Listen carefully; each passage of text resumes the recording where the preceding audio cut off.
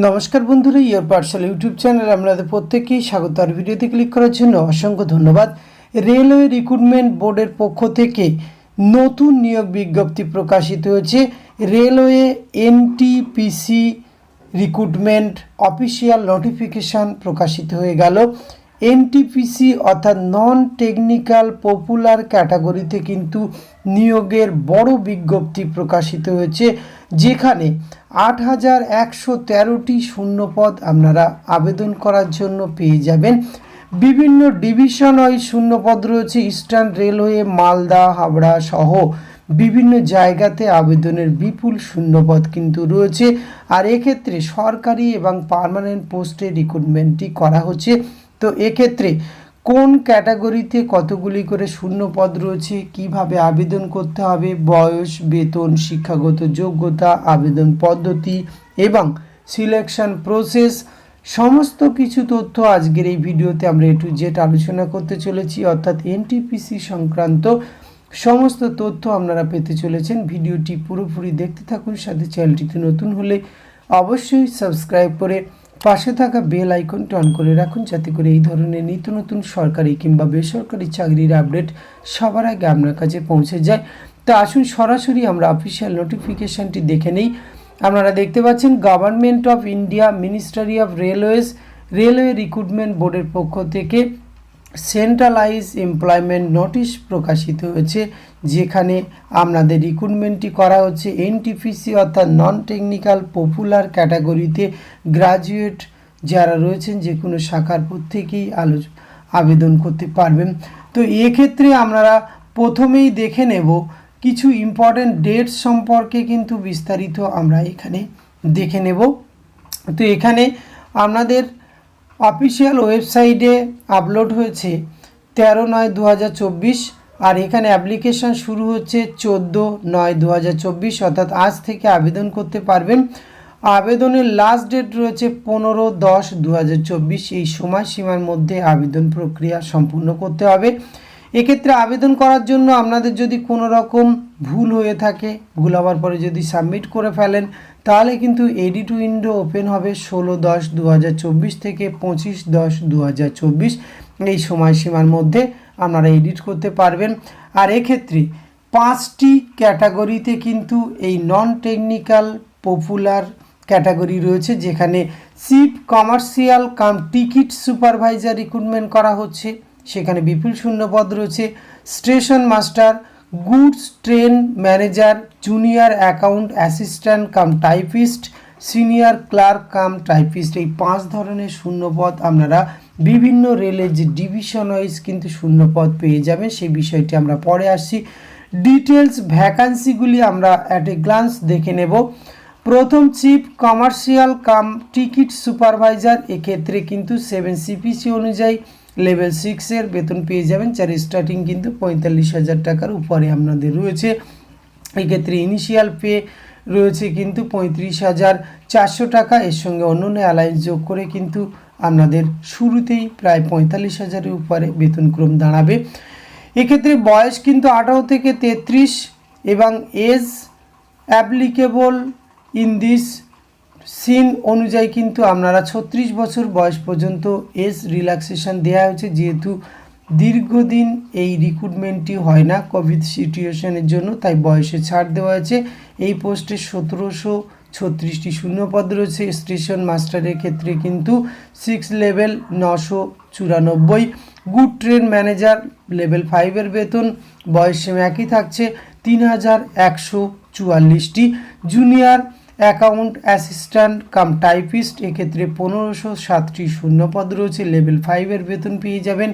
Senior ticket কাম typist, এক্ষেত্রে 732টি, মোট কিন্তু 8,113টি শূন্যপদ এক্ষেত্রে আবেদনের জন্য আপনারা পেয়ে যাবেন। আর যে বয়স সীমার কথা বলা হয়েছে তারা কিন্তু এছাড়া বিভিন্ন ক্যাটাগরি ওয়াইজ বয়সের ছাড় আপনারা পেয়ে যাবেন। তো এক্ষেত্রে আপনাদের যে স্টেজে পরীক্ষাগুলির মাধ্যমে হবে, এখানে কিন্তু 2 স্টেজ কম্পিউটার বেসড টেস্ট থাকছে। সিবিটি টেস্ট, যেটি computer based aptitude test, CBAT typing skill test, এই ধরনের টেস্ট, পরবর্তী ক্ষেত্রে ডকুমেন্টস ভেরিফিকেশান, এই প্রসেসে কিন্তু রিক্রুটমেন্টটি করা হবে। এখানে আসুন ডিটেলস আমরা ধাপে ধাপে দেখে নেব। বড় নোটিফিকেশান রয়েছে 80 পাতার, এই নোটিফিকেশানটি আমরা ধাপে ধাপে সমস্ত তথ্য কিন্তু ভ্যাকান্সি সহ জোন ওয়াইজ আপনাদের সঙ্গে শেয়ার করতে চলেছি। আপনারা স্কিপ না করে পুরোপুরি দেখুন। ইন্ডিয়ান সিটিজেন হলেই যে কোনো জেলার থেকে আবেদন করতে পারবেন। ওয়েস্ট বেঙ্গলের যে রেলের ডিভিশনগুলি রয়েছে সেখানে শূন্যপদ আপনারা পেয়ে যাবেন। আর বয়সসীমা আগেই উল্লেখ করেছি, এক্ষেত্রে কিন্তু এজ রিল্যাক্সেশন আপনারা প্রত্যেকেই কিন্তু এক্ষেত্রে পেয়ে যাবেন। এবার আসুন আমরা দেখে নিই কোয়ালিফিকেশান। এক্ষেত্রে কিন্তু কোয়ালিফিকেশান আপনারা যে কোনো শাখার গ্র্যাজুয়েট হলে কিন্তু আপনারা এখানে আবেদন করতে পারবেন।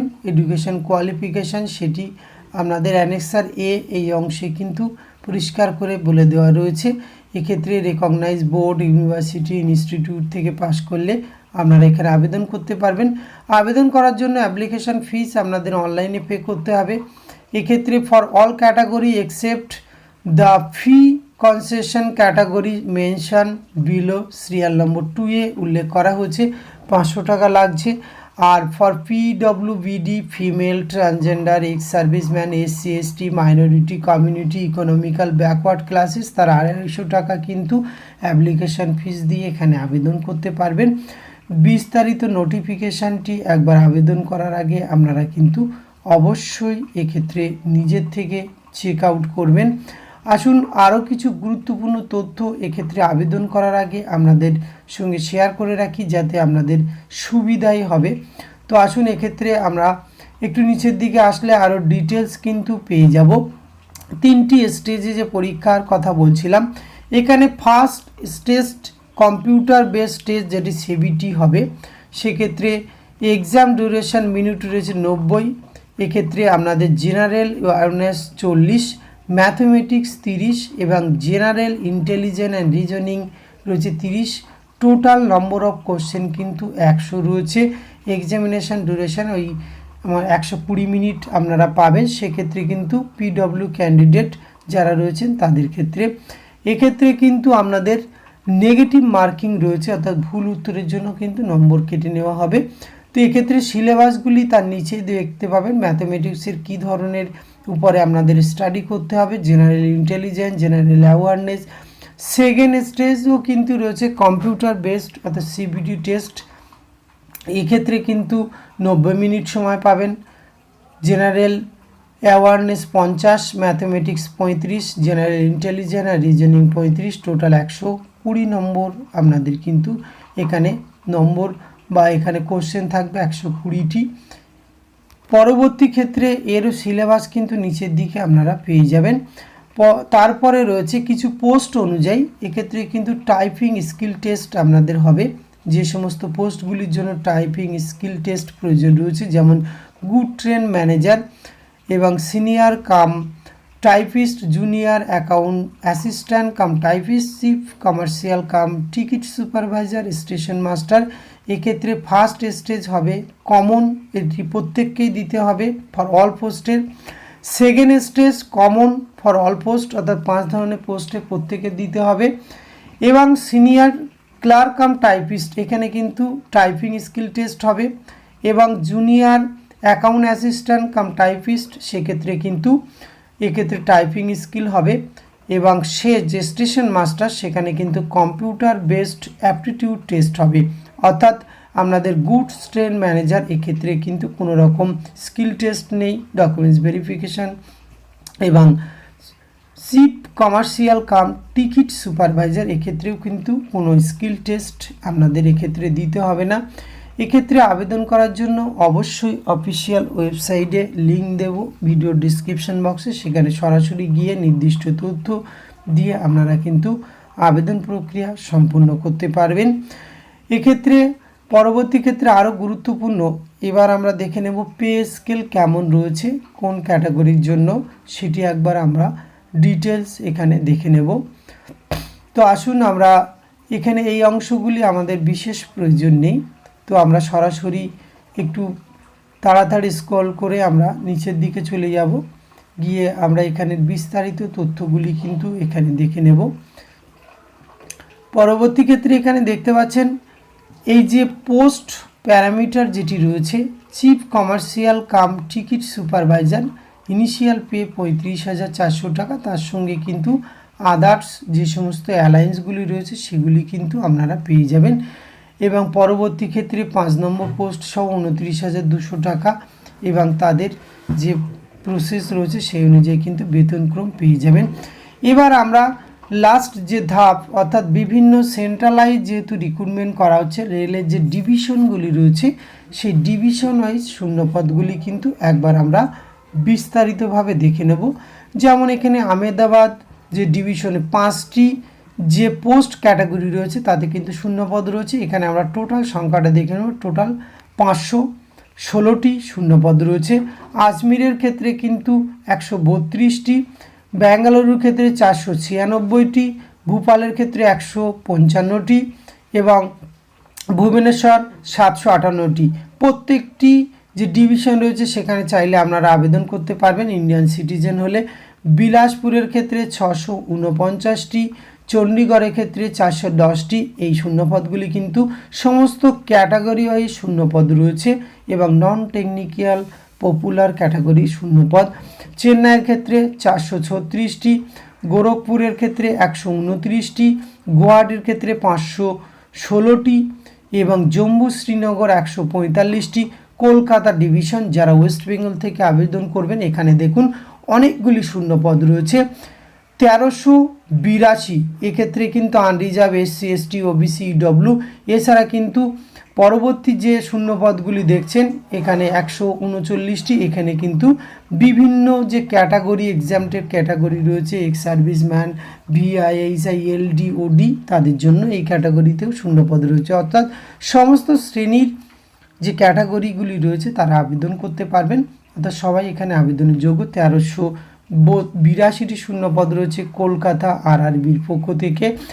মালদার ক্ষেত্রে 198টি রয়েছে এবং মুম্বাইয়ের ক্ষেত্রে 827টি, মুজাফফর ক্ষেত্রে 12 এবং প্রয়াগরাজের ক্ষেত্রে রয়েছে 227, পাটনার ক্ষেত্রে 111, রাঁচির ক্ষেত্রে 322 এবং সেকেন্দ্রাবাদের ক্ষেত্রে 478। শিলিগুড়ি ডিভিশনের ক্ষেত্রেও শূন্যপদ রয়েছে। ওয়েস্ট বেঙ্গলের ক্ষেত্রে আপনাদের আবেদনের ভালো সুযোগ রয়েছে, 40টি। ত্রিবরন্তপুরমের ক্ষেত্রে শূন্যপদ কিন্তু রয়েছে এক্ষেত্রে 174। মোট কিন্তু 8113টি শূন্যপদ রয়েছে। সুতরাং আপনাদের আবেদনের ভালো সুযোগ রয়েছে। নির্দিষ্ট সময়সীমার মধ্যে প্রত্যেকেই আবেদন করতে পারবেন। যে কোনো গ্র্যাজুয়েট হলেই কিন্তু এখানে আপনাদের আবেদনের শাখার গ্র্যাজুয়েটে আবেদন করতে পারবেন। এক্ষেত্রে যাদের কোয়ালিফিকেশান ম্যাচিং করছে এবং আপনারা দীর্ঘদিন এই এনটিপিসি নোটিফিকেশনের জন্য আবেদন করছিলেন তারা অবশ্যই আবেদন প্রক্রিয়া সম্পূর্ণের সাথে সাথে প্রিপারেশন শুরু করতে পারেন। আজকে ভিডিওতে এইটুকু তথ্য আপনাদের সঙ্গে শেয়ার করা ছিল। এটি যদি ভালো লাগে অবশ্যই আপনি আপনার অতি প্রয়োজনীয় বন্ধুবান্ধবদের সঙ্গে শেয়ার করে তাদেরও কিন্তু জানার সুযোগ করে দেবেন। ধন্যবাদ, প্রত্যেকে ভালো থাকবেন।